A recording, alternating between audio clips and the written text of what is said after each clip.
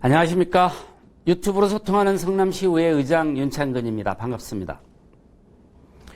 오늘은 전국민 독감 무료 접종에 대해 한 말씀 드리려고 합니다.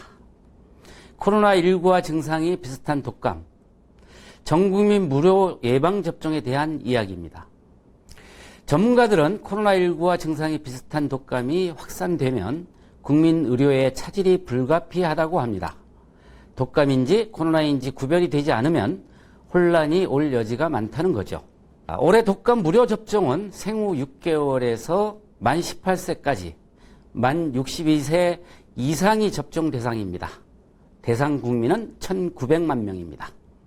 하지만 국민 63%인 만 19세에서 61세까지는 무료 접종에서 제외되었습니다. 이들이 독감 접종을 받으려면 의료기관에서 3만 원 정도의 비용을 내야 합니다. 돈이 있는 사람은 몰라도 접종 비용이 부담스러운 사람들은 독감 예방접종을 받지 않을 가능성이 많게 됩니다.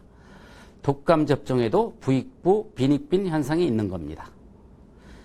코로나19가 좀처럼 잠잠해지지 않는 상황에 독감까지 유행한다면 독감인지 코로나인지가 구별이 안 돼 국민 의료의 대혼란이 걱정스러울 수밖에 없습니다. 지자체별로 무료 독감을 실시하는 곳도 있습니다. 제주도는 10월 13일부터 정부 지원에서 제외되는 모든 도민을 대상으로 무료 접종을 하기로 했고, 부산 남구나 전남 보성도 모든 주민에게 무료 접종을 한다고 합니다. 순천시는 대상을 일부 확대 실시합니다. 이렇게 지자체별로 접종 대상이 달라지게 되면 지역 간 감염 발생에서 비익빈 부익부 현상이 발생하고 방역에 차질이 생길 것입니다. 이런 이유로 지금은 무료 독감 예방접종으로 환자를 줄여서 방어하고 코로나19에 더욱 집중해야 할 때라는 의견이 매우 공감이 갑니다. 그런데 언론 보도에 따르면 정부 보건당국은 어렵다는 입장입니다. 정은경 질병관리본부장은 올해 독감 백신 생산 물량이 2,950만 병 정도로 국민이 다 맞을 수 있는 양은 아니라는 것입니다. 접종 우선순위에 있는 분들이 먼저 맞을 필요가 있다고 정 본부장은 말했습니다. 논리적으로는 전 국민에게 무료 접종을 하는 게 맞지만 생산 물량이 모자라니 이해가 가는 대목입니다.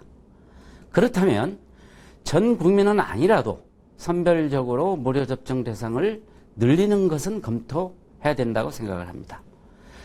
예를 들어 기저질환이 있는 사람들이나 어르신들을 돌보는 요양보호사 같은 특수직에 종사하는 사람들은 무료 접종을 해야 합니다.